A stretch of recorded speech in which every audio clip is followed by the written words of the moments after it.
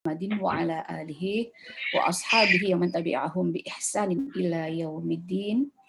Qala Allah Ta'ala fi kitabihil karim, a'udzu billahi minasy syaithanir rajim. Bismillahirrahmanirrahim.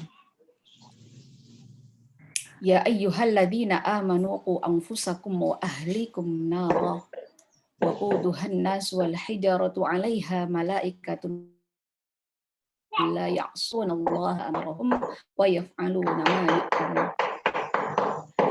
Wa fi hadits Rasulullah sallallahu alaihi wasallam, kullukum ra'in wa kullukum mas'ulun an ra'iyatihi. War rajulu fi ahlihi ra'in wa huwa mas'ulun an ra'iyatihi. Wal mar'atu fi baiti zawjiha ra'iyatun wa hiya mas'ulatun an ra'iyatiha. Amma ba'du. Alhamdulillah, puji syukur kepada Allah Subhanahu wa taala pada kesempatan pagi hari ini. Senang sekali bisa bersilaturahim dengan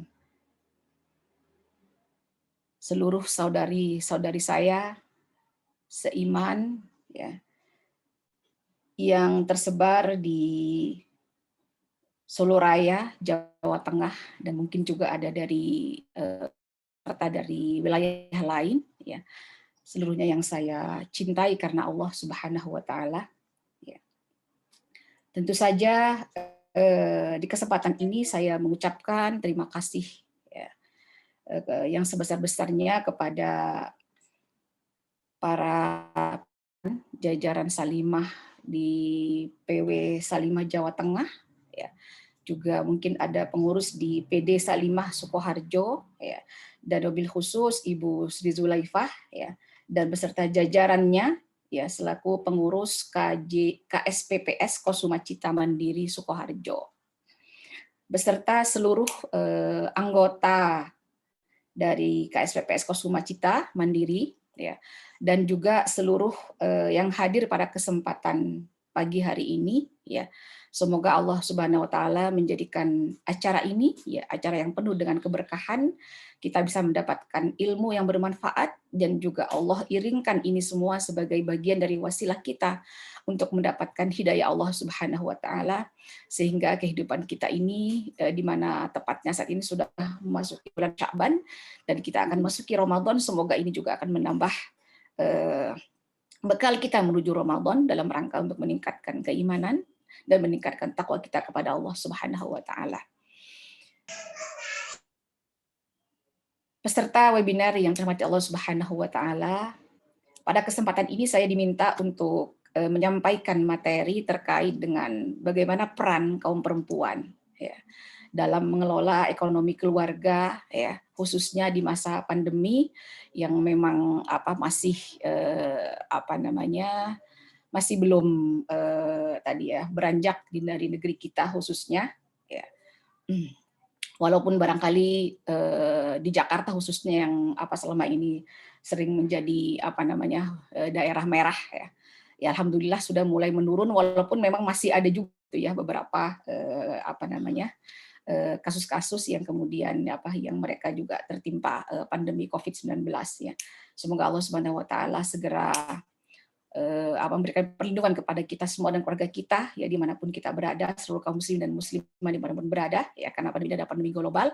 Semoga Allah segera hilangkan ini semua, dan Allah lindungi semua seluruh kaum muslimin sehingga kita semua bisa memasuki bulan Ramadan ya dalam keadaan sehat walafiat, dan sekaligus bisa memanfaatkan momentum Ramadan dalam rangka untuk meningkatkan iman dan takwa kita kepada Allah Subhanahu wa taala. Amin ya rabbal alamin. Ibu-ibu sekalian yang dirahmati Allah Subhanahu wa taala, para peserta webinar. Kalau kita berbicara tentang pengelolaan ekonomi keluarga, ya. Tadi saya di awal mensitir, mungkin kalau screen-nya mau diinikan silahkan panitia, sudah ada materinya ya. Kalau tadi saya mensitir di awal ya terkait dengan apa yang Allah sampaikan dalam surah At-Tahrim ya, terkait dengan ayat ya ayyuhalladzina amanu qu anfusakum wa ahlikum nar. Bagaimana kita diperintahkan oleh Allah Subhanahu wa taala ya dengan kalimat perintah qu, jagalah ya, anfusakum, diri kalian ya, wa ahlikum, dan keluarga kalian, ya, naro dari api neraka. Jadi muara dari tema kita pada hari ini, ya, sangat tepat sekali, ya, terkait dengan bagaimana peran kaum perempuan, ya, peran kaum ibu, ya, dalam mengelola ekonomi keluarga. Karena ekonomi tidak berdiri sendiri, ya. Islam telah mengajarkan kepada kita bahwa seluruh ilmu itu saling terkait satu sama lain, ya, dalam rangka untuk bagaimana kita sebagai orang beriman, ya, semakin teguh keimanan kita kepada Allah Subhanahu wa taala. Kita bisa melaksanakan berbagai arahan Allah yang disampaikan dalam Al-Qur'anul Karim, dan juga apa yang Allah kemudian ajarkan kepada Rasulnya itu Muhammad SAW sebagai panduan bagi kehidupan kita, ya, sehingga kita tidak menjadikan ekonomi itu semata-mata adalah sekedar bagaimana kita tadi penting untuk merencanakan, melaksanakan, juga mengevaluasi, ya, keseluruhan dari mulai perolehan dari sumber ekonomi sebuah keluarga, dan bagaimana juga, ya, kaum perempuan kemudian diperintahkan untuk bisa mengelolanya dengan sebaik-baiknya, ya. Dan ini semua adalah muaranya dalam rangka agar kita semua, seluruh keluarga kita terjaga dari siksa api neraka. Karena apapun yang kita konsumsi, yang ibu-ibu masak di rumah, ya, kemudian apa yang kemudian didapatkan dari penghasilan dari kaum bapak, ya, yang kemudian diberikan kepada keluarganya, ya, itu semua adalah satu muara yang kemudian, ya, apakah itu adalah halal ataukah itu haram, sehingga pada akhirnya muara dari pembicaraan kita pada hari ini dalam rangka bagaimana kita menjaga diri kita dan keluarga kita dari siksa api neraka Allah Subhanahu wa taala yang kita semua tentu memohon perlindungan kepadanya. Peserta webinar yang Allah Subhanahu wa taala, ya, dari ayat ini kemudian kita bisa memahami juga, ya, kenapa kemudian juga keluarga yang kemudian menjadi sangat penting, ya. Karena keluarga adalah, ya, unit terkecil dari masyarakat, ya, yang kemudian dari keluarga lah, ya, akan terlahir, ya, generasi yang kemudian akan melanjutkan estafeta kehidupan ini, ya. Dari keluarga pula lah kemudian akan muncul, ya, orang-orang yang kemudian akan memimpin, ya, dalam berbagai tataran tentu saja, ya. Apakah pemimpin yang soleh atau pemimpin yang toleh? Maka inilah pentingnya kenapa kemudian webinar ini sangat tepat mengambil judul dengan peran perempuan dalam pengelolaan ekonomi keluarga, karena merupakan sesuatu yang sangat penting tidak hanya di masa pandemi, ya, tetapi juga di dalam kondisi apapun, ya. Kita bisa melihat bahwa bagaimana Allah Subhanahu wa taala, ya, menjadikan sebuah ekonomi keluarga, ya, yang kemudian tidak hanya sekedar, ya, bagaimana pentingnya para kaum ibu, ya, untuk kemudian bisa mengolah dengan baik, ya. Kita bisa lihat di slide yang berikutnya, ya, terkait dengan bagaimana para kaum perempuan, ya, seperti yang kemudian menjadi tausiah Rasulullah SAW, ya, saat pernikahan Fatimah, ya, putri beliau dengan Ali bin Abi Thalib radhiyallahu an, ya. Kemudian saat itu beliau menyampaikan kepada Ali bin Abi Thalib, ya, tentang bagaimana peran kaum bapak, peran para suami, ya, engkau berkewajiban, ya, sabda Rasulullah, bekerja dan berusaha, sedangkan maksudnya Fatimah, berkewajiban mengurus atau manage rumah tangga, ya. Dalam hal ini tadi juga saya sudah bacakan, ya, hadis Rasulullah SAW riwayat Bukhari, ya, bahwa setiap kita adalah pemimpin, ya, setiap kita adalah para pengayom, ya. Setiap kaum laki-laki, ya, dia adalah pemimpin, ya, pengayom dalam rumah tangganya dan berkewajiban untuk juga mempertanggungjawabkan segala sesuatunya. Begitu juga dengan para kaum wanita, ya, di rumah suaminya dia adalah ro'ayah, ya, dia adalah orang yang memiliki kewajiban untuk memanage apa yang kemudian menjadi penghasilan dari suaminya, karena ia juga adalah merupakan mas'ulah an ra'iyatiha, dia juga merupakan yang juga dimintai pertanggungjawaban atas aset rumah tangga yang diayominya, ya. Nah, sehingga dengan demikian ibu sekalian, dari Allah Subhanahu wa taala, ya, bahwa di dalam realisasi tadi apa namanya konsep tadi, ya, memang dibutuhkan sebuah kerjasama yang baik, ya, kerjasama yang baik antara suami dan istri, ya, baik dalam memperbesar pendapatan keluarga, ya, dan juga melakukan efisiensi, ya, baik juga dalam penghematan sehingga apa jangan sampai tiang penyangga itu lebih besar daripada pasaknya. Nah, ini ya. Maka saudara Rasulullah SAW juga dalam sebuah hadis beliau menyebutkan bahwa jagalah kalian membebani ya mereka dengan apa yang mereka tidak sanggup memikulnya. Ya.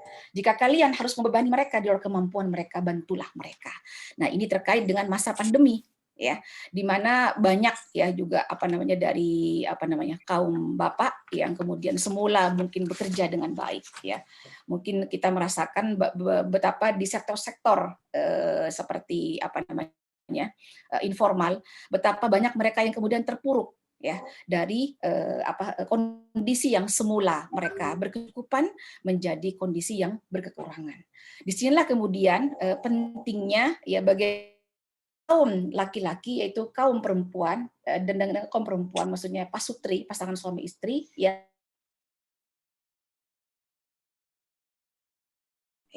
jangan sampai kemudian kita apa namanya tadi membebani ya sesuatu yang kemudian memang tidak di luar kesanggupan ya.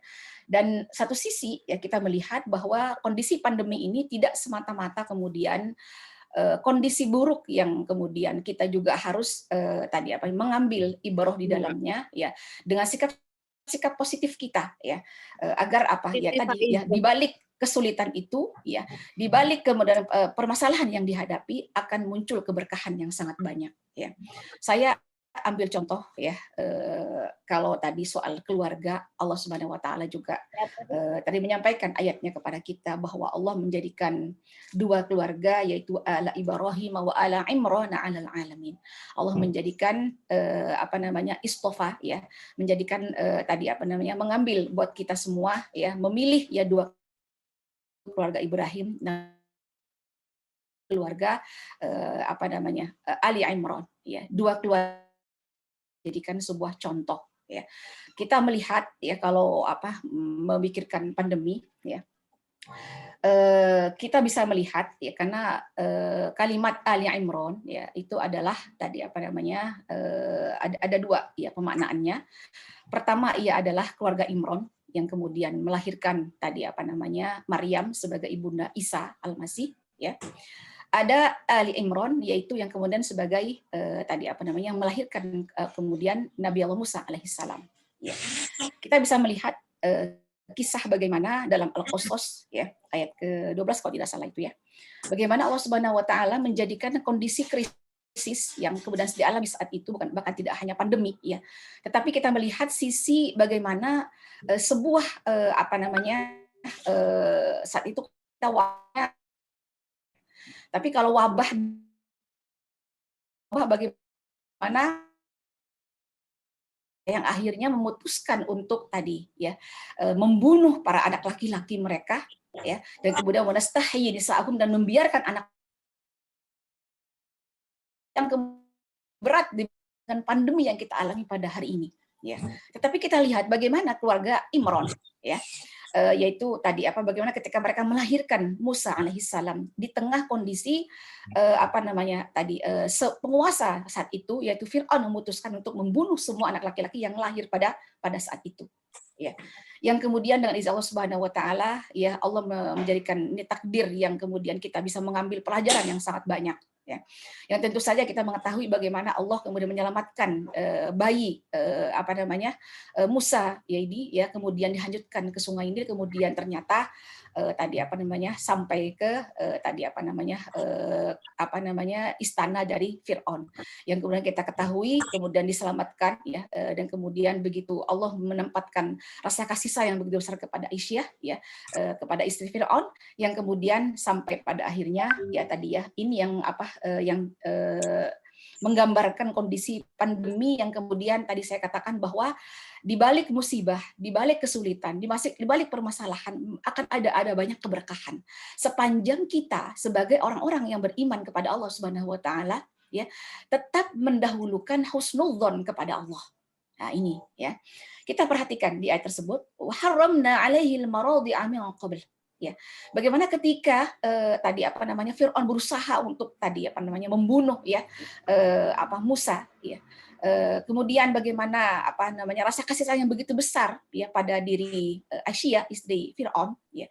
Yang kemudian mereka akhirnya tadi Aisyah kemudian berusaha untuk bisa meyakinkan Firaun ya bahwa bayi ini tidak boleh dibunuh, bahwa ia adalah ya bayi yang kemudian bisa memberikan ayam fa'ana ya, dia berkatakan seperti itu. Boleh jadi bayi ini akan bermanfaat au natakhidahu atau terjadikan dia sebagai seorang anak. Nah, sementara Allah Subhanahu wa taala dengan segala sutradara yang sangat baik ya.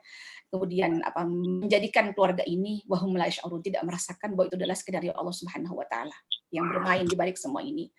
Ya, yang pada akhirnya ya tentu seorang bayi yang lahir ya membutuhkan tadi penyusuan. Dan ternyata Allah Subhanahu wa taala bagaimana cara Allah mengembalikan ya dan mendidik keluarga Imran ini kemudian menjadi sebuah keluarga yang kemudian memahami lebih mengenal Allah Subhanahu wa taala, lebih memahami kekuasaan Allah Subhanahu wa taala, sehingga dengan demikian mereka akan menjadi keluarga yang kemudian tentram kembali ya dan mengembalikan kembali putranya yaitu Musa alaihissalam yang kemudian pada akhirnya tadi dengan sekali Allah kemudian menjadi seorang nabi yang kemudian bisa mengeluarkan manusia saat itu dari kezaliman Firaun yang luar biasa ya.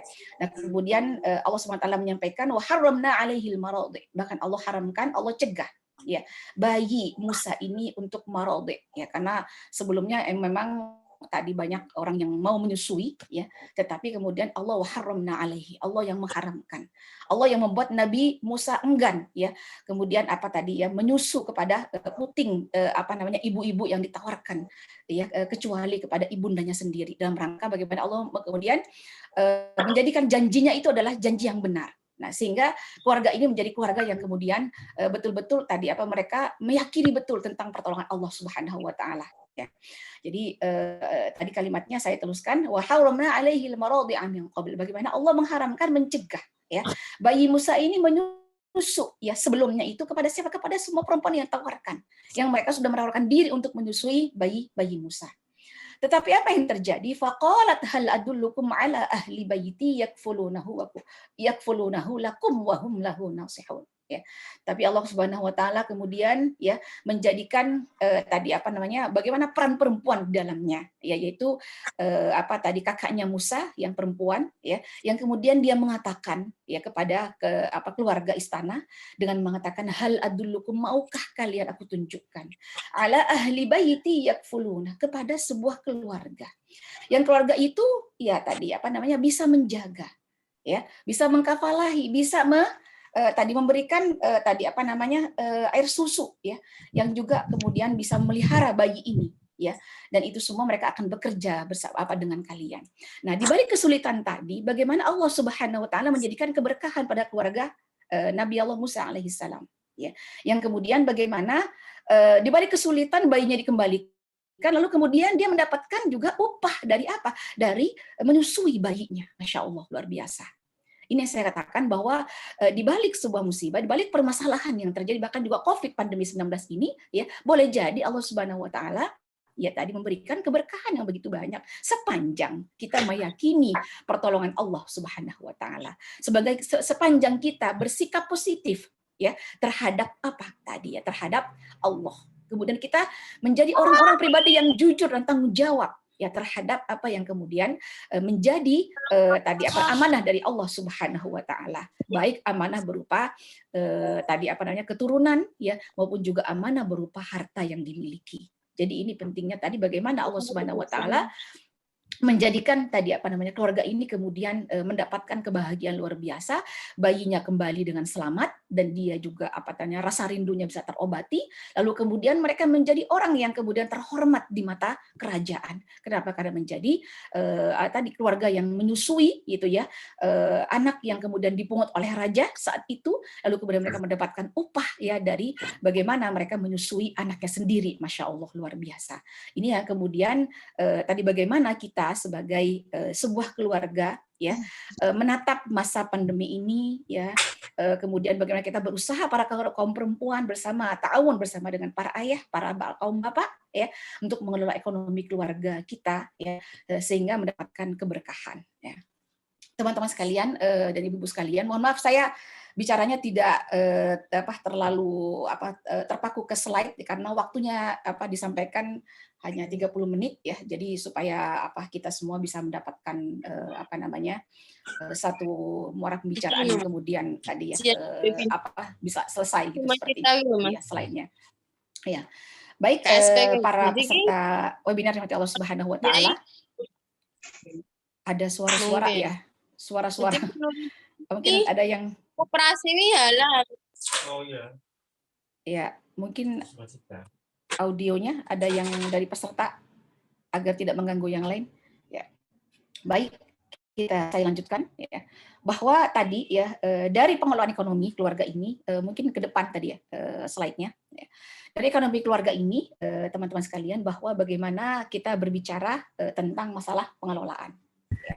Jadi sebuah tadi keluarga ya tentu saja ketika seperti yang tadi saya sampaikan bahwa ketika Allah Subhanahu wa taala ingin menjaga diri kita dan keluarga kita dari siksa api neraka ya, maka kemudian kita bisa dapati ya bahwa sebuah keluarga tadi ya agar ia berperan penting dalam menghasilkan keturunan yang berkualitas ya, maka dalam hal ini ya kapasitas keluarga memiliki keberfungsian dan keberlangsungan di masyarakat. Ya. Karena memang banyak permasalahan yang kita dihadapi oleh bangsa ini ya, akibat ketidakberfungsian sebuah keluarga. Ya. Sehingga banyak implikasi sosial yang kemudian dihadapi, termasuk juga implikasi ekonomi. Ya. Betapa konon di masa pandemi ini banyak sekali keluarga yang kemudian bercerai ya. Banyak kemudian yang ada sebuah keluarga yang kemudian mereka harus menganggap bahwa bunuh diri itu adalah penyelesaian ya. Ada yang mereka kemudian kekerasan ya, kemudian yang kita dapati ya pada anak-anak juga ya, dan penyalahgunaan narkotika juga, games online dan seterusnya ya, di kalangan anak-anak dan juga kaum remaja ya, karena anak-anak belajar di rumah mau tidak mau mereka menggunakan HP ya, menggunakan laptop ya, sehingga pada akhirnya juga merupakan implikasi ya sosial dan juga tadi ada juga implikasi ekonomi yang kemudian menyebabkan hal-hal yang kemudian tadi ketika sebuah keluarga tidak dibekali dengan iman kepada Allah Subhanahu wa taala, maka hal apapun yang buruk bisa saja menimpa ya, karena maksiat apapun bentuknya bisa kemudian mereka langgar ya, yang mereka menganggap bahwa tadi yang penting mereka bisa mendapatkan pendapatan dengan cara apapun. Nah ini ya, naudzubillah. Bahkan ada juga kemudian sebuah keluarga yang kemudian terlilit hutang. Saat ini ada ya sebuah toko emas yang dijarah, tapi ternyata yang menjarah juga orang yang kemudian selama ini meminjami gitu ya, karena hutangnya sudah ber-MM, sehingga pada akhirnya menyebabkan juga implikasi sosial dan juga ekonomi. Nah ini ya, jadi ini adalah hal-hal yang kemudian koridor yang seharusnya diperhatikan oleh sebuah keluarga agar jangan sampai di sebuah keluarga kita mohon kepada Allah agar tidak mendapati ya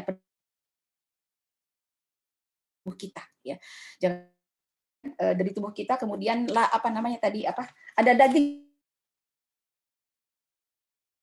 Allah haramkan ya, sebagaimana tadi kehati-hatian ini minta oleh Rasulullah SAW ya, beliau wanti-wanti dalam sebuah hadisnya, kullu jasadin nabata min suhtin naru aula bihi ya, karena setiap jasad, setiap tubuh yang berkembang dari yang haram maka neraka lebih utama baginya. Nah ini ya, Allah syahidalik ya, dan Allah pun juga ya, innallaha thayyibun, Allah itu adalah tadi baik ya, dan layak perlu illa thayyiban, Allah tidak menerima suatu amal kecuali yang baik atau yang Nah, ini yang kemudian perlu kemudian menjadi bagian dari yang penting diperhatikan dalam sebuah keluarga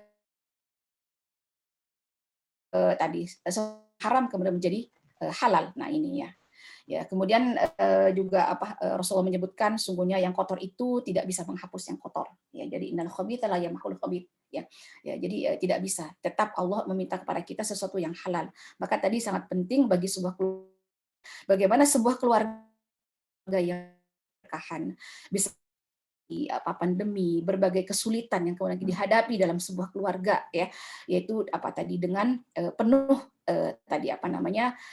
jiwa bersyukur kepada Allah, dengan penuh optimis ya, dan juga dengan penuh qanaah ya, dan sehingga kita bisa kemudian mengelola harta yang kemudian Allah berikan itu ya, kita pun merasa cukup ya, merasa warok dengan apa yang ada ya, sehingga pada akhirnya menjadi sebuah keluarga yang mendapatkan keberkahan pada harta dan juga keturunannya.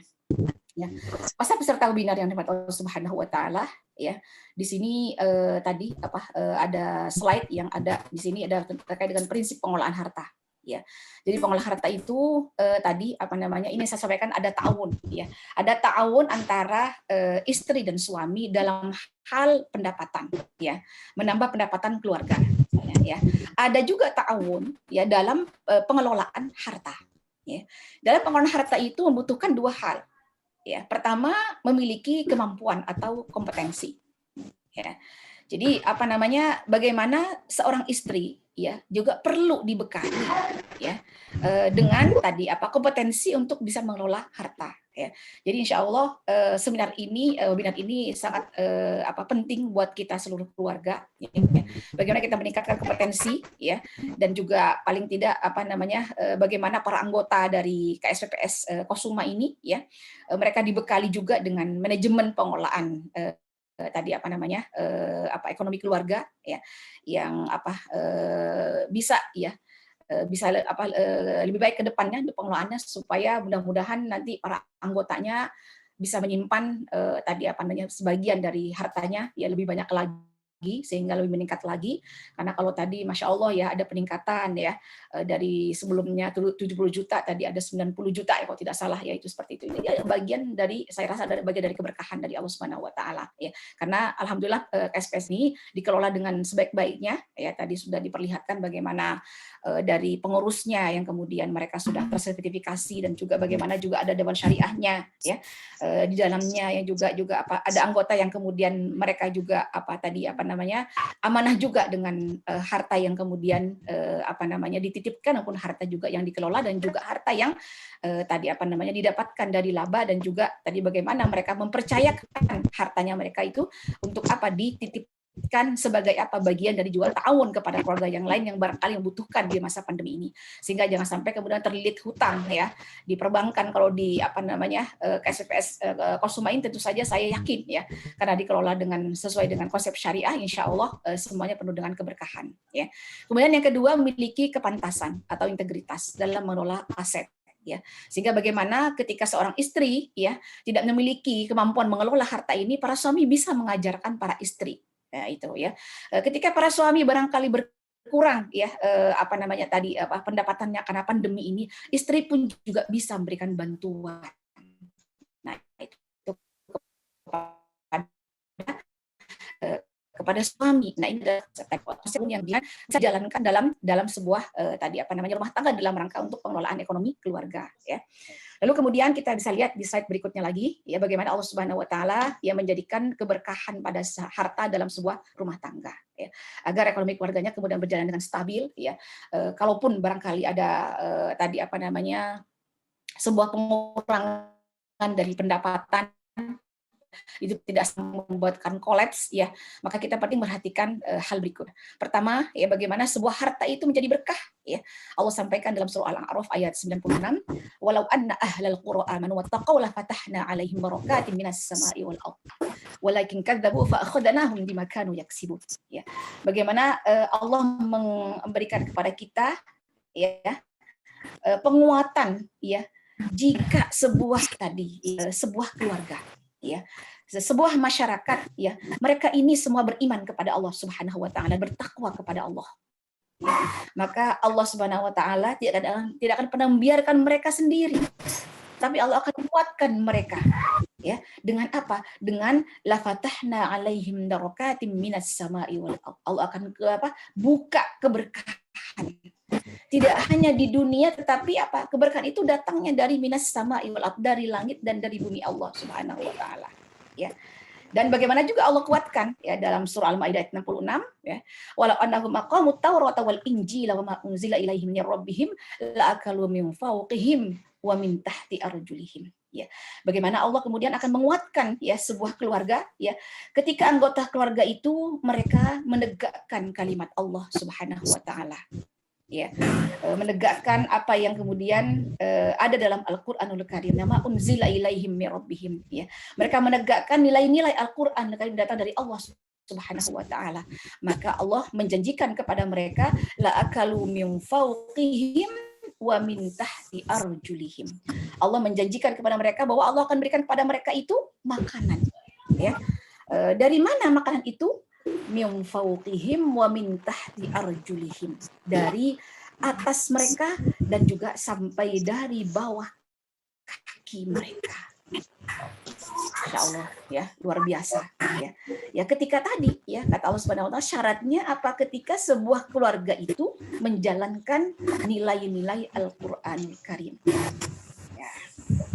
Dan kemudian mereka itu termasuk orang-orang minhum ummatum muqtasidah, termasuk bagian dari tadi umat yang kemudian tadi jujur dan taat kepada Allah Subhanahu wa taala. Jadi itu syaratnya ya.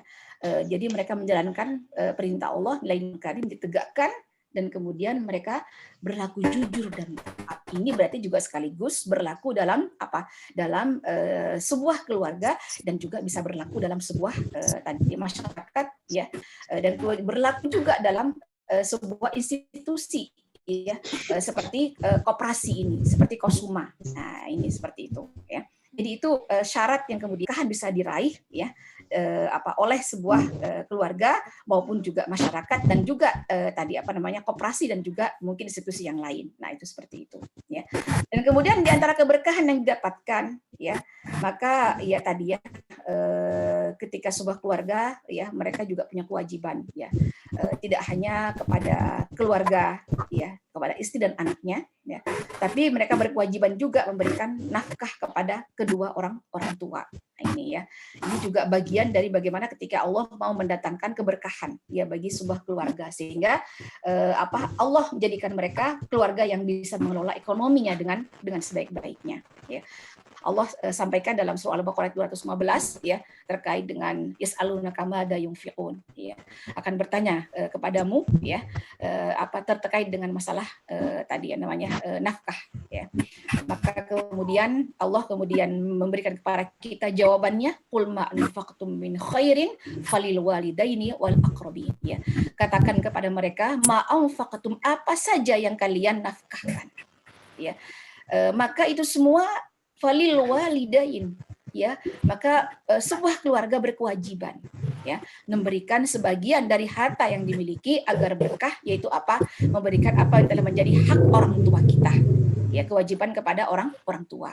Nah, ini ya, karena ini merupakan perintah Allah Subhanahu wa taala untuk apa? Ya tadi berbuat baik kepada kedua orang tua. Nah, ini ya.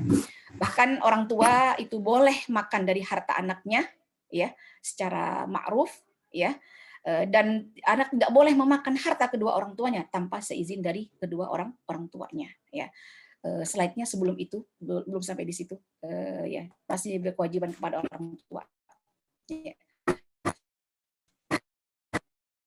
Jadi ternyata tadi bagian yang kita berikan kepada orang tua kita ya, sebagai bagian dari nafkah kepada orang tua kita, terutama para suami ya. Jadi mungkin ini penting juga istri memahami ya bahwa ketika sebuah keluarga terbuka antara suami dan istri ya, bahwa ada bagian yang mereka berikan kepada keluarga ya, khususnya kepada orang tua ya, mungkin orang tua suami ya, mungkin juga ada keluarga dari orang tua dari istri, maka itu adalah insya Allah adalah bagian dari yang akan keberkahan bagi sebuah keluarga. Nah, ini ya. walaupun dalam hal ini ya tetap ya kita memperhatikan tadi ya jenis kebutuhan dari sebuah rumah tangga ya. Jadi ada kebutuhan primer, ada kebutuhan sekunder, ada kebutuhan pelengkap ya ini ya. Jadi sebagai sebuah keluarga ya bagaimana mereka melihat ya tadi apa namanya kondisi apa namanya ekonominya masing-masing ya, bahwa yang didahulukan adalah tadi nafkah pokok ya itu ya, yang kemudian mewujudkan 5 tujuan syariat. Ya, jadi ini harus penting didahulukan. Ya, bagaimana kemudian kebutuhan primer seperti makan, ya, yang makanan tersebut ya harus memelihara jiwa, akal, agama, bahkan keturunan dan kehormatan. Nah, di sini pasal tabiran yang dimana Allah Subhanahu Wa Taala, ya, terkandung sebuah pembelajaran buat sebuah keluarga, ya, bahwa harta kemudian yang dikonsumsi oleh keluarga itu penting ya, memperhatikan sisi need dan utility, kebutuhan dan manfaat ya ini ya. Jadi kalau kita perhatikan ya nanti ada ayat yang kemudian Allah sampaikan dalam surah Al-Baqarah 172 terkait dengan perintah Allah ya ayyuhalladzina amanu kulu min thayyibati ma razaqnakum. Wahai orang yang beriman dan juga keluarga yang beriman kepada Allah Subhanahu wa taala, kulu makanlah oleh kalian min thayyibati ma razaqnakum ya, dari dari yang baik-baik, dari rizki yang Allah berikan kepada kalian. Nah, di sini ya mengandung sebuah makna yang sangat luas dari kalimat min thayyibati ma razaqnakum. Ya. Jadi untuk para kaum ibu, para istri ya, siapkan makanan yang kemudian bisa melihara jiwa, akal, agama, keturunan dan kehormatan dari keluarga kalian. Jangan sampai kemudian tadi kita Allah larang, mewanti-wanti ya, karena sekarang mohon maaf ya banyak sumber makanan yang kemudian ya tadi bisa bercampur antara halal dan haram ya. Banyak kemudian junk food yang kemudian disiapkan ya dengan aneka perasa, mungkin pewarna ya, dan juga aneka makanan zat-zat tambahan yang boleh jadi itu kemudian tadi merusak ya jiwa manusia, merusak akal manusia, dan juga merusak agama mereka ya. Karena dari yang haram tadi tentu saja tidak akan kembali kecuali kepada yang haram ya, yang kemudian tentu tadi ya kita agar tidak menjadikan keluarga kita itu tadi agar mereka terpelihara ya dari siksa api neraka. Jadi ini penting tadi ya, bagaimana jadi Allah selalu mengarahkan ya kepada sebuah keluarga bahwa mereka itu penting untuk tadi menyiapkan kaum ibu bagaimana seorang ayah mencari juga harta yang halal ya, dan juga istri pun juga demikian ketika mereka kemudian ingin membantu suaminya dan kemudian suaminya mengizinkannya ya, maka kemudian penting juga memperhatikan bahwa harta yang didapatkan itu adalah harta yang juga yang thayyib, yang baik ya, seperti itu ya. Sama juga ketika di ayat yang lain juga begitu ya, di Al-Maidah juga Allah sampaikan ayat 4-nya bahwa ketika ditanyakan apa yang kemudian Allah menghalakkan untuk kalian at-thayyibat yang baik-baik. Nah ini ya, jadi memang Allah Subhanahu Wa Taala menghendaki keluarga itu masih kembali yang slide yang tadi ya, bagaimana sebuah keluarga itu penting untuk memperhatikan bagaimana dari mendapatkannya sampai mengelolanya ya. Mengelola itu dari mulai tadi bagaimana tidak hanya mengelola di sisi dana belanjaannya tersebut, dan juga kebutuhan-kebutuhan yang lain, jangan sampai kemudian mereka kemudian keluar dari koridor ya. Kemudian tadi hal yang kedua yang juga sangat penting tadi ya, dari setelah tadi kedua orang tua sebagian dari hartanya ya. Yang kedua juga yang membuat sebuah keluarga itu akan menjadi keluarga yang kemudian hartanya akan Allah berkahi, yaitu ketika mereka juga banyak bersedekah. Nah, ini ya.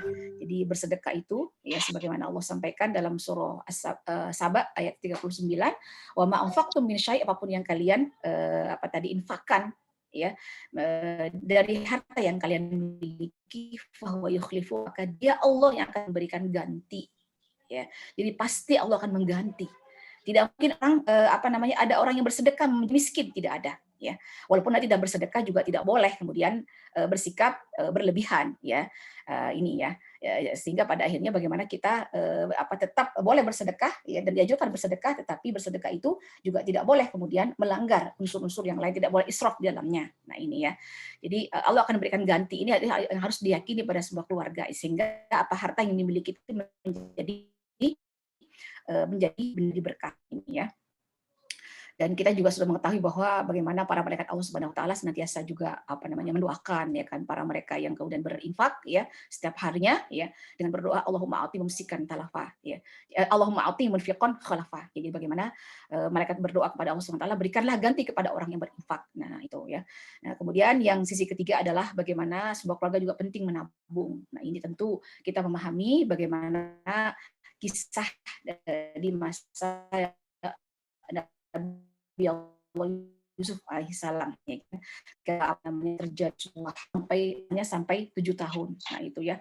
Jadi ini juga merupakan pembelajaran tersendiri buat kita ya, bagaimana juga tadi sebuah keluarga ya penting juga bagaimana mereka juga memikirkan masa depan dari keluarganya. Nah itu seperti itu ya, sehingga pada akhirnya bagaimana mereka ya tadi memiliki prinsip ya untuk tadi bagaimana mereka harus menabung. Nah ini ya, jadi ketika Allah Subhanahu wa taala mengajarkan kepada Nabi Allah Yusuf alaihissalam ya, di balik kemudian yang terjadi di negerinya, yaitu pacaklik yang sepanjang 7 tahun ya, maka Allah memerintahkan kepada mereka ini illa qalilan mimma ta'kulun. Jadi ada yang dimakan tadi sebagai kebutuhan memenuhi kebutuhan primer, juga mungkin sekundernya ya. Tapi kemudian dari semua itu illa qalilan mimma ta'kulun. Jadi di antara yang dimakan oleh mereka sebagiannya, tetapi mereka juga harus menabung ya, ada safety. Nah, ini ya. Jadi saat ini betapa banyak sekali keluarga yang kemudian mereka hidup dari tabungannya. Ya. Apa yang ini kita bisa membuktikan bahwa ternyata itu penting juga sebagai bagian dari menjaga keberkahan dari sebuah keluarga ya. Kemudian tadi kita juga mengetahui ya bagaimana dalam sebuah hadis Rasulullah SAW ya, riwayat muttafaqun alaih ya, di mana Rasulullah bersabda, semoga Allah merahmati seorang yang mencari penghasilan secara baik, membelanjakan harta secara hemat, dan menyisihkan tabungan sebagai persediaan di saat kekurangan dan kebutuhannya. Jadi ini juga merupakan bagian dari prinsip ya pengelolaan dalam sebuah harta dan sebuah keluarga ya, sehingga insya Allah pengelolaan ekonominya kemudian mendapatkan rahmat Allah Subhanahu wa taala sehingga menjadi berkah. Nah ini ya. Nah, kemudian prinsip lain dari pengelolaan keuangan keluarga ya, yaitu penting mengatur belanja dan konsumsi keluarga ya agar tadi tetap dalam koridor tadi ya yang 5 tujuan syariat tadi ya, dalam sebuah keluarga bagaimana memelihara agama, akal, kehormatan, jiwa, dan harta.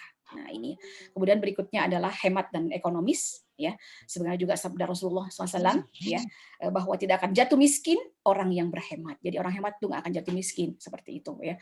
Nah, jadi ini juga penting juga unsur yang lainnya, realistis, menerima apa yang dimiliki ya, sikap qanaah ya. Jadi Rasulullah bersabda, sungguh beruntung orang yang masuk Islam diberi rezeki yang cukup dan menerima apa yang Allah berikan kepadanya. Jadi unsur qanaah ini penting ya, agar kita melihat segala sesuatu dengan realitas ya. Bukan kemudian bermimpi ya, bermimpi tapi hanya sebuah visi yang ada, tapi kemudian kita tidak berpijak kepada realitas yang ada. Nah, ini ya. Karena ini mencakup juga berbagai hal ya, baik dalam pengelolaan ekonomi keluarga maupun juga dalam berorganisasi, pun juga dalam mulai ekonomi keuangan ya, termasuk juga dalam koperasi seperti itu ya. Ya alhamdulillah saya mengucapkan selamat ya barokallah kepada Kusuma Osuma Cita Mandiri ini ya, sudah memiliki gedung ya, tempat sendiri ya, insya Allah kedepannya saya optimis ya akan lebih baik kedepannya ya pengelolaannya, dan semoga menjadi contoh ya bagi Kusuma-Kusuma yang lain ya seluruh Indonesia, karena Kusuma yang ada di Salimah ini kan jumlahnya cukup banyak ya, sampai 120 itu seperti itu. Jadi insya Allah mudah-mudahan akan menambah keberkahannya ketika menjadi sebuah contoh yang baik ya, yang kemudian terdepan dalam pengelolaan koperasi ya. Kemudian yang berikutnya lagi adalah prinsip seimbang ya. seimbang antara pendapatan dan pengeluaran. Jadi ini penting tadi proporsional. Tadi saya sudah bacakan beberapa ayatnya bagaimana Allah Subhanahu wa taala meminta sebuah keluarga kemudian tadi agar mereka mengelola hartanya itu dengan min thayyibati ma razaqnakum ya. Jadi tadi apa namanya dengan cara yang baik ya, itu seperti itu ya. Nah, kita mengetahui bahwa bagaimana tadi apa namanya dalam sebuah keluarga jangan sampai kemudian berbelanja ya unsurnya karena kepengen ya. Jadi kalau udah kepengen gitu ya, padahal sebenarnya nggak butuh-butuh amat gitu seperti itu ya. Nah, ini juga kan bagian dari yang apa dikatakan Prof ya, ketika Allah Taala menyebut bahwa kulu washrabu wala tusrifu. Boleh makan, boleh minum, tapi tidak boleh israf. Jadi israf itu dalam hal yang ia halal, tetapi ketika ia berlebihan ya dari apa yang kemudian apa namanya mencukupi keluarganya ya, maka itu jatuh ke dalam israf. Maka kemudian kita penting bersikap pertengahan dalam membelanjakan harta ya. Yaitu apa tidak berlebihan dan tidak pula juga kikir. Ya itu ya seperti itu ya. Jadi bagaimana antara kemudian makanya yang diwajibkan dalam apanya 1-2,5% dari penghasilan ya. Jadi sangat kecil sekali itu seperti itu kalau di apa namanya kalau dilihat betapa Allah Subhanahu wa taala hanya ingin meringankan ya beban kita ya. Supaya tetap memberikan apa yang menjadi kewajiban tetapi kemudian tidak berlebihan. Nah, itu seperti itu ya. Nah, kenapa sikap berlebihan ini adalah sikap hidup yang bisa merusak ya, bisa merusak jiwa seseorang dan juga harta dan juga masyarakatnya. Karena kalau sudah jatuh bangkrut, maka yang kemudian ini akan menjadi beban yang semula bisa memberikan kepada sebagian dari rizkinya kepada masyarakat, kemudian menjadi beban dari masyarakat. Nah itu seperti itu. Ketika kita sama dengan beban koperasi juga demikian. Ketika anggotanya kemudian rajin tadi apa namanya meminjam, tapi kemudian tidak bisa mengembalikan, maka itu juga bisa menjadi bagian yang merusak sistem, gitu kan seperti itu. Sehingga pada akhirnya tadi ada kemudian apa namanya pinjaman-pinjaman yang kemudian pada akhirnya tadi stagnan ya, sehingga pada akhirnya ini akan merusak sebuah sistem. Nah ini ya. Nah kemudian tadi apa namanya bagaimana juga ya kita penting ya memperhatikan berbagai apa yang Allah sampaikan dalam Al-Qur'an Karim ya, terkait dengan sikap mubadzir juga kan ya, ini kan juga ketika terlalu berlebihan. Nah ini ya, di mana di sini disampaikan oleh Rasulullah tidak akan miskin orang yang bersikap pertengahan dalam pengeluarannya. Ya, bahkan Abu Bakar radhiyallahu an ya pernah berkata, aku membenci penghuni rumah tangga yang membelanjakan atau menghabiskan bekal untuk beberapa hari dalam satu hari saja. Nah ini jadi mungkin dalam sebuah keluarga barangkali apa 100.000 bisa menjadi apa belanja sehari buat sebuah keluarga, tapi ternyata dengan sikap borosnya pada akhirnya tadi gitu ya 1 juta bisa habis satu hari. Nah ini seperti itu ya. Jadi ini yang kemudian menjadi sikap-sikap penting ya dalam pengelolaan harta dalam sebuah keluarga. Nah ini ya. Kemudian berikutnya adalah bagaimana ya sebuah keluarga juga ya tadi ya menghindari hutang. Nah ini ya. Jadi menghindari hutang ya, bahwa apa hutang itu ya tadi membuat seseorang menjadi resah ya. Jadi kalau malam hari resah karena memikirkan ya, kemudian di siang hari menjadi hina. Nah ini jadi bagaimana seorang muslim ya harus menyesuaikan antara pemasukan dan pengeluaran.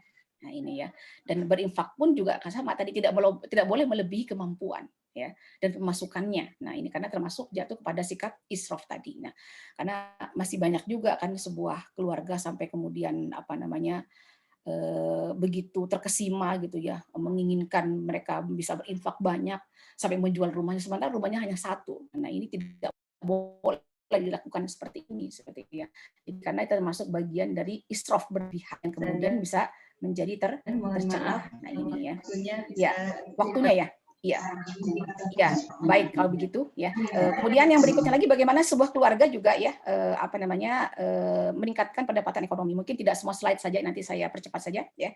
Jadi apa saya berpikir bahwa tadi dengan tadi ekonomi ini saya apa sungguh sangkung ya bagaimana apa konsumen ini menjadi ekonomi koperasi yang kemudian sangat aktif ya, di mana anggotanya saya tidak tahu anggotanya ada berapa ya. Jadi di mana mereka menabung ya dan juga membeli dari konsumennya ya, mungkin di sini ada produk ya karena di Salimah ini ada banyak koperasi ya, tentu saja tadi ya kita juga bisa ya misalnya Kosuma Sukoharjo barangkali mungkin ya mau menjadi distributor dari Salimah Food ya, ini sangat mungkin ya supaya tadi bagaimana mana anggotanya itu juga membeli juga produk yang kemudian dimiliki oleh Salimah, karena kita bagaimanapun ya teman-teman ada di Kosuma, saya ada di PT SPC, kita semua adalah satu kesatuan ya, satu kesatuan yang ekonomi yang kemudian sama-sama ingin membesarkan tadi pendapatan ekonomi dari organisasi ya, maupun juga tadi keuntungan bagi pendapatan ekonomi dari sebuah keluarga. Nah ini ya, jadi di sini ada pentingnya sebuah syirkah tadi, wadah kemitraan, kerjasama ya, dan Mohon maaf Ustazah, waktunya 5 menit lagi.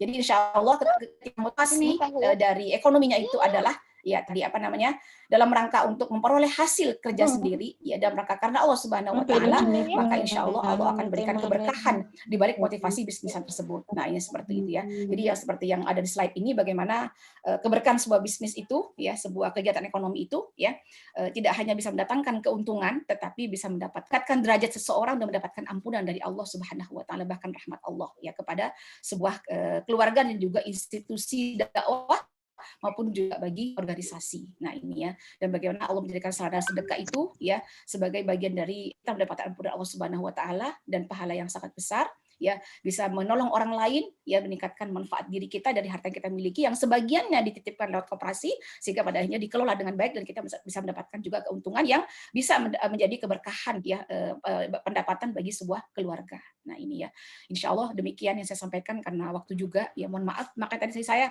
sengaja tidak terlalu terpaku ke slide karena sadar waktunya sempit ya, seperti itu. Semoga bisa sampaikan ini bermanfaat buat saya pribadi dan juga keluarga saya, juga bagi seluruh peserta webinar dan Allah Subhanahu Wa Taala ya, sehingga kita semua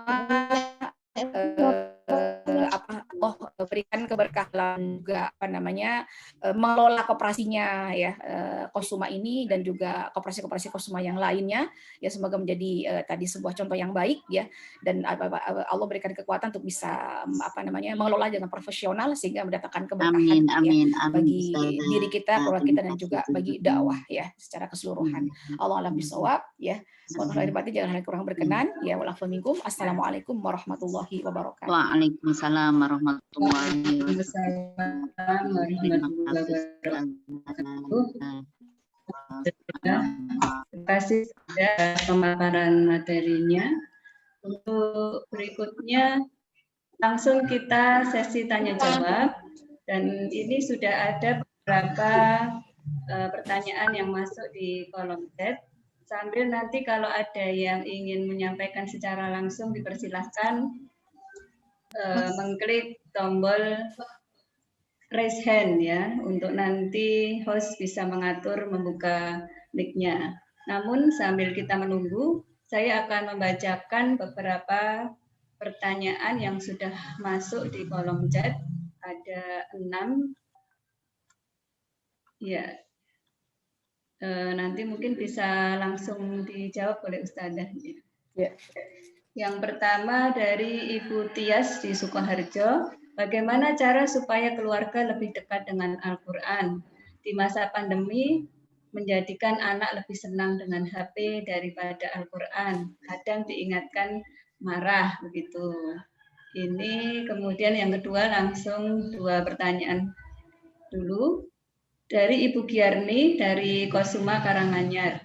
Izin bertanya Ustadzah, seorang istri wajib dibekali kompetensi dalam pengelolaan harta. Bagaimana manajemen pengelolaan ekonomi yang baik menurut Islam agar hartanya menjadi berkah dan tidak terlilit hutang? Ini sepertinya Ibu Giarni juga menambahkan chat lagi.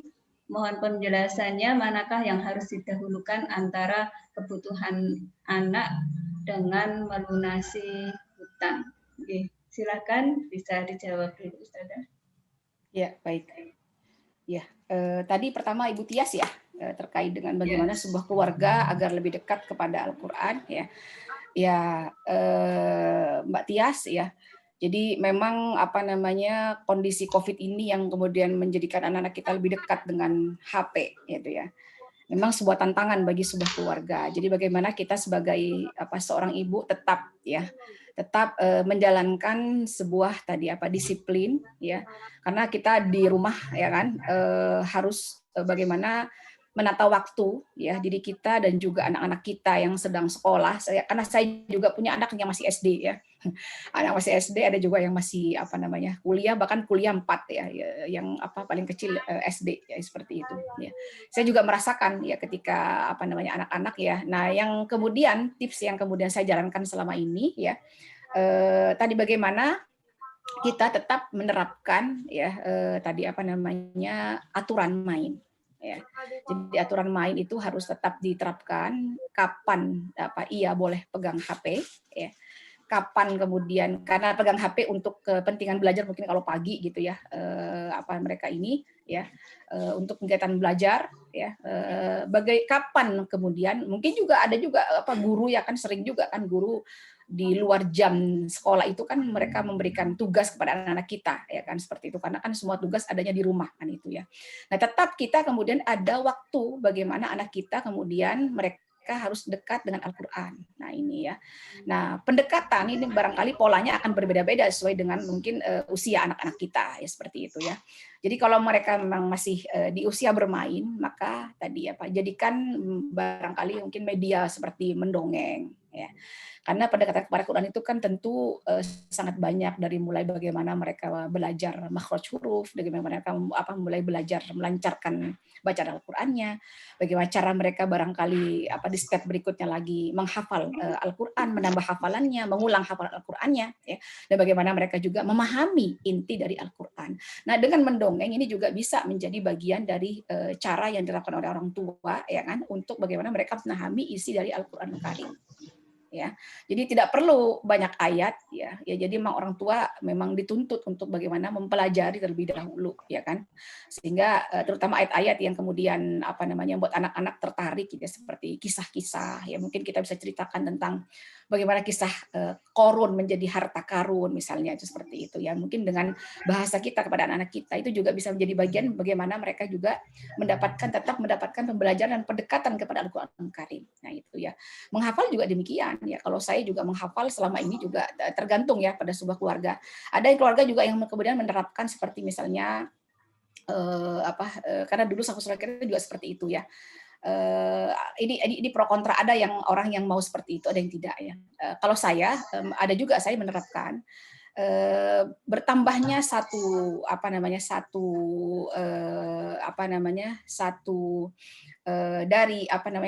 ayat ya, pertambahan satu surah dari Al-Qur'anul Karim ya. Itu kalau saya ya, karena anak-anak di masa pandemi ini kan tentu kan jajannya nggak tiap hari gitu ya. Jadi jajannya kemudian dibuat bagaimana bertambah uang jajannya itu ketika bertambah ayat yang kemudian dihafalkan. Nanti kalau sudah bertambah satu surahnya kan kalau surahnya pendek-pendek sih enak, tapi kalau surahnya udah juz 29 sampai juz 28 dan seterusnya kan sudah mulai panjang-panjang. Ya. Tentu saja ini juga kan membuat anak-anak kemudian tertarik dengan hadiah-hadiah gitu ya, dengan tambahannya uang jajannya. Kalau saya seperti itu diantaranya. Walaupun ada juga orang tua yang tidak mau menerapkan hal ini. Ya, hadiah pun juga ternyata memang tidak harus berupa uang, tergantung bagaimana orang tua ya, kondisi orang tua juga ekonominya seperti itu ya. Kalau memang tadi dengan hadiah yang lainnya barangkali mungkin ya, kemudian juga bisa menjadi cara untuk menarik anak-anak ya, dan mereka mendisiplinkan mereka untuk tadi tetap tilawah Quran ya kan, dan juga kita sebagai orang tua juga penting menjadi contoh. Jadi jangan sampai kemudian pengen anaknya nambah hafalan surahnya tapi orang tuanya nggak nambah hafalannya. Nah, ini juga penting juga ya, sebagai sebuah tips tersendiri bagaimana orang tua menjadi contoh ya di mata anaknya. Nah, ini ya.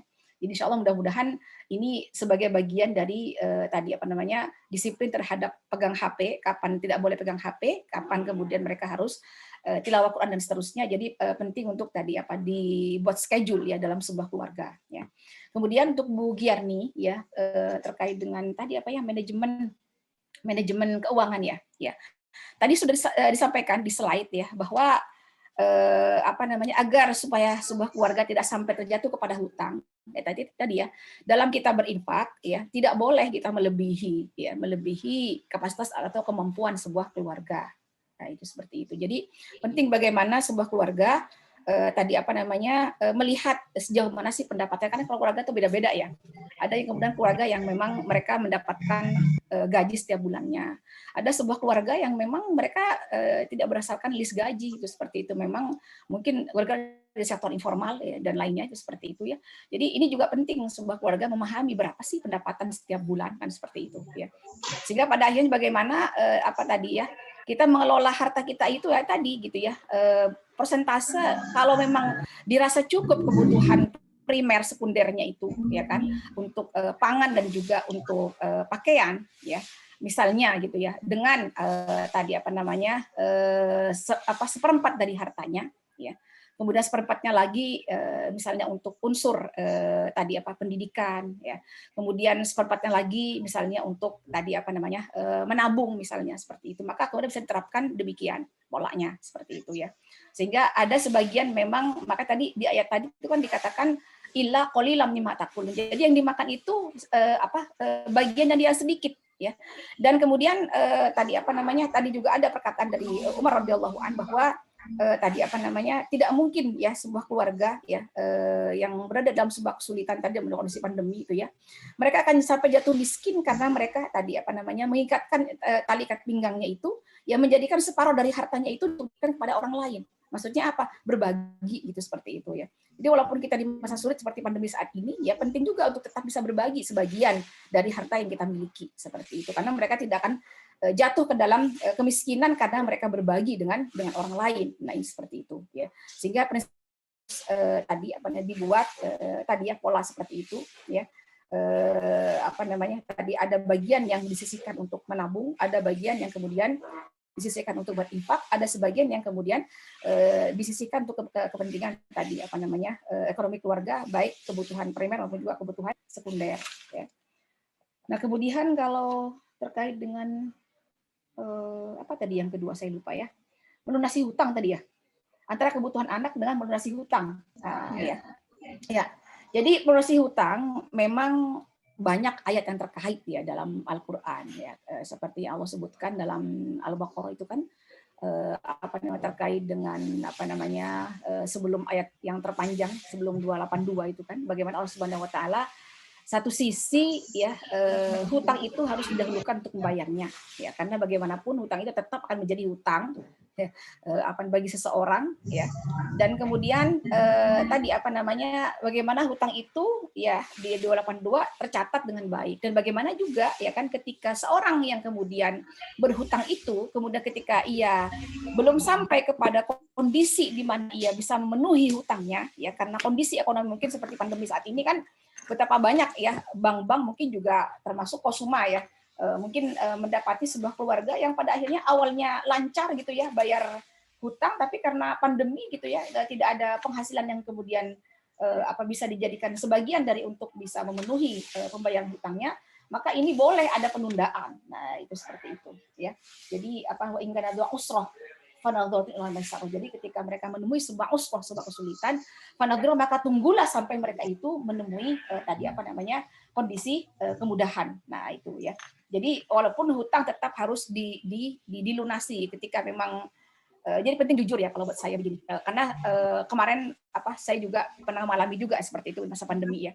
Jadi ada mungkin seorang ibu, istri mungkin barangkali punya uang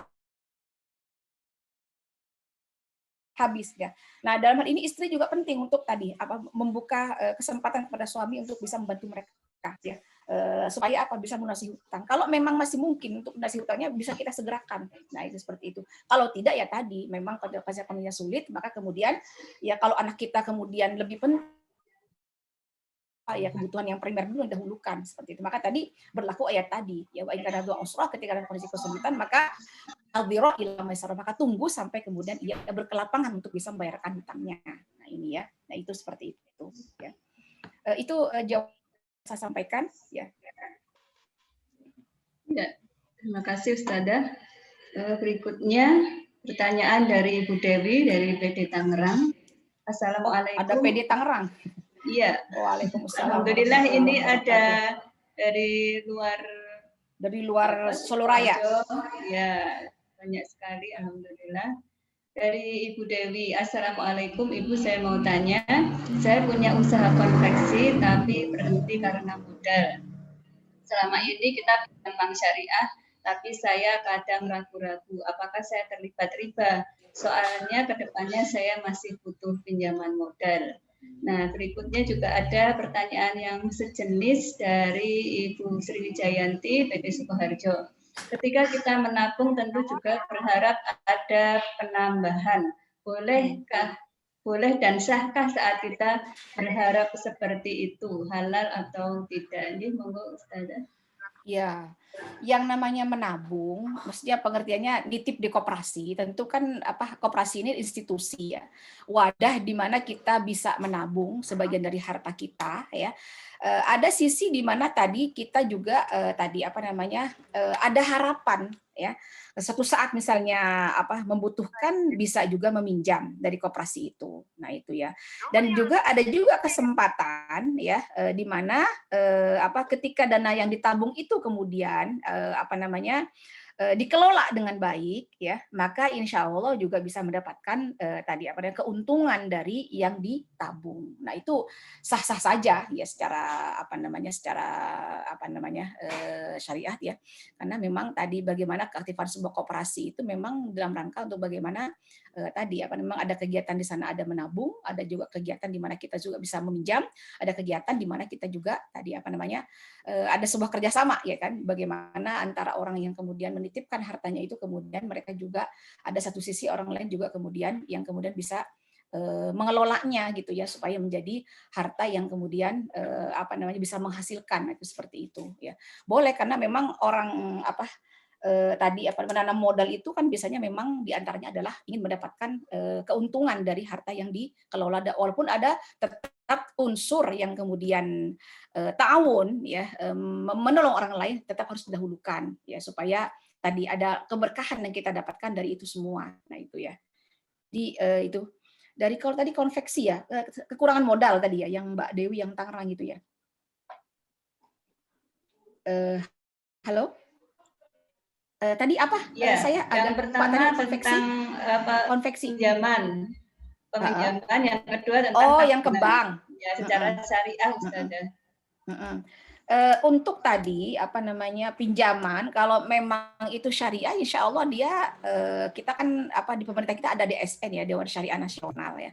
Ya insya Allah semuanya sesuai dengan syariah ya. Karena kan secara akadnya pun juga berbeda ya kan, meminjam dalam perbankan syariah dengan perbankan yang konvensional kan seperti itu. Jadi dari sisi akadnya berbeda ya. Kita juga merasakan bahwa ketika menabung di di bank syariah dengan bank konvensional, kalau bank konvensional kan dia stabil ya. Stabil dari sisi masalah tadi bagi hasil yang diberikan. Tapi untuk yang bank syariah kan akan berbeda-beda ya, fluktuatif tergantung ya bagi hasil yang didapatkan oleh perbankan tersebut, dan kemudian mereka sharing kepada orang yang menabung. Jadi insya Allah sepanjang itu adalah konsepnya syariah dan perbankannya syariah, dan mereka tentu ada diwajibkan oleh pemerintah ya untuk ada DSN ya, Dewan Syariah dari MUI, yang kemudian mereka juga notabene memang sudah sesuai dengan pengelolaan syariah ya, seperti itu ya.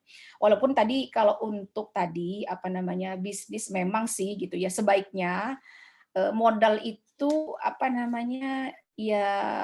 perhitungannya mungkin barangkali ya, sekat manajemennya gitu ya.